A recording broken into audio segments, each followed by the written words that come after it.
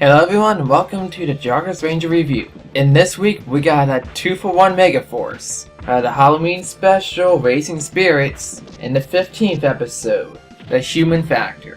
And we're gonna start out with Raising Spirits.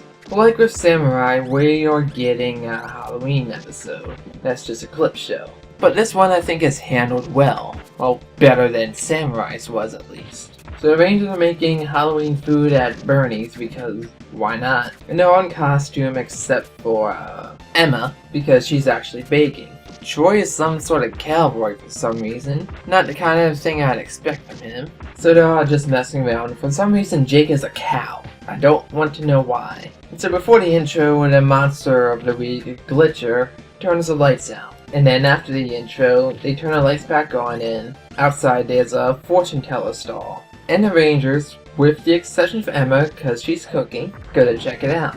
So it's got a nice little creepy atmosphere, and inside, turns out it's a spirit medium, and tries to connect with the spirit world. And in a crystal ball, it shows the different monsters from early in the season being defeated by the Rangers. And of course it's confused because he says that it should be events from your lives that are showing in there. And he gets more frustrated as he sees more monsters being destroyed.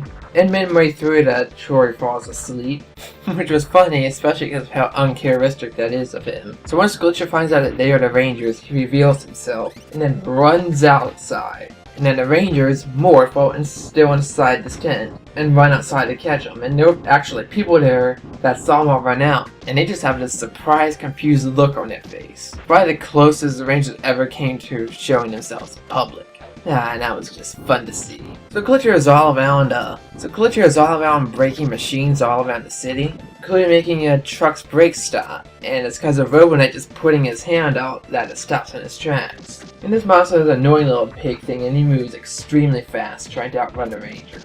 But luckily, Troy uses his tornado to keep him down in the park. But all their attacks bounce off, and they can't do much. Then Emma finally shows up with a bowl of flour and throws it at the guy and blinds him. Then just throws it on his head and starts beating him up. And then they use their standard Megazord's blasters to defeat him. And of course he grows big. And something we haven't seen him on, they use Sky Ghostly Great to destroy him alongside Ghostly Ground. And it's very nice to see those attacks being used together. They look great used one right after the other. Then back at Bernie's, Emma left her pie in there too long because she had to go fight. And it explodes in everyone's face and makes a big mess. And Bernie says it could just use more spice, and it ends on a happy note. Yeah, so overall this was a much better special than the one we had for Samurai. Again, this is a much better season than Samurai. It makes sense to have the Rangers dealing with their past monsters, rather than fallen monsters just complaining about how they were destroyed. And it was a good change of scenery too, because monster was all over the city. And at one point, it showed a bunch of traffic being stopped and the Rangers trying to fight him in between all the cars that were stuck in place. Because like I've said earlier in these reviews,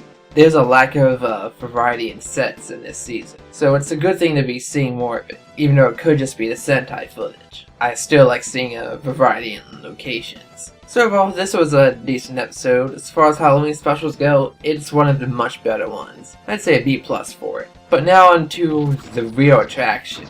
And this thing is supposed to be one of the mutants, so probably an episode or two behind. My guess is that they delayed it to make it in type of Halloween. Now it's time for the important episode, the Human Factor. This one continues along the next part of the story. Brock has made an undersea lab for creating robots, and he creates a main one called Metal Atlas that can rebuild herself and can also create other robots on her own. And the first one they make is Rotox, and naturally it's sent out to destroy the Rangers. We're in the park seeing how pretty it is because it's by the water, and again another good change of location. Emma and G are talking of how they've all become like family, and they have an ice cream. And the two have Jake come and take a few pictures of him with Emma's camera. Unfortunately, while he's doing that, he backs up and falls in a trash can, and his ass is stuck in it. Which reminds me a lot of one of the early episodes of Kamen Rider Double, where Philip got his stuck in a can. I wonder if one of the writers was watching that when they wrote this scene. Who knows? Anyway, the Rangers go and fight Rotox and are surprised that he's a robot and no kind of monster. And is doing pretty well against the Rangers. And even Robo Knight hesitates to fight him because he expected a monster and not a robot. And this guy is a lot more powerful. I mean, he just chains up the Rangers and tosses them to the side and blasts Robo Knight through a bunch of cars. So these robots aren't messing around. While the other Rangers end up freeing themselves, Troy was a bit distant and couldn't be freed. But that doesn't stop this guy. He just runs up and dive kicks the guy. Because that's just how good Troy is. After that, they go all into Ultra mode and blow him up. Even Troy jumping on top of the shield that Rotox tries throwing at him and just destroying it. Because that's just how different their power is. Even though they celebrate, Robo Knight says that machines can be repaired unlike monsters that can just be destroyed. And that's exactly what happens. Back up with Rock's underwater lab, Alice upgrades the Rotox.